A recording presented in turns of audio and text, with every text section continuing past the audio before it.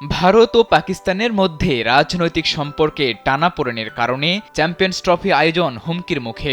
এবার সেটি নিয়ে আলোচনা হয়েছে মার্কিন পররাষ্ট্র দপ্তরের ব্রিফিংয়ে।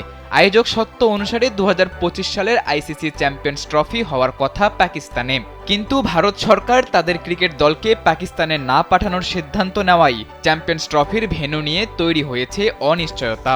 বৃহস্পতিবার যুক্তরাষ্ট্রের পররাষ্ট্র দপ্তরের ব্রিফিংয়ে মার্কিন পররাষ্ট্র দপ্তরের মুখপাত্র বেদান্ত প্যাটেল ভারত ও পাকিস্তানের জনগণের মধ্যে সংযোগ তৈরিতে দেশ দুটিকে ক্রীড়া কূটনীতির কথা মনে করিয়ে দেন।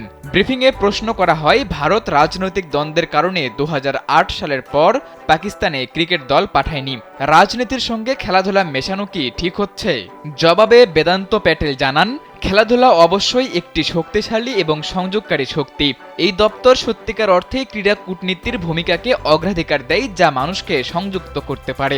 এটি এমন কিছু যা মার্কিন পররাষ্ট্র দপ্তরের জন্য অবিশ্বাস্য রকমের গুরুত্বপূর্ণ। এ বিষয়ে ভারত পাকিস্তানকে নিজেদের দ্বিপক্ষীয় সম্পর্কের মধ্যে থেকে কথা বলার পরামর্শ দিয়ে এর মাঝে প্রবেশ না করার কথা জানান বেদান্ত প্যাটেল।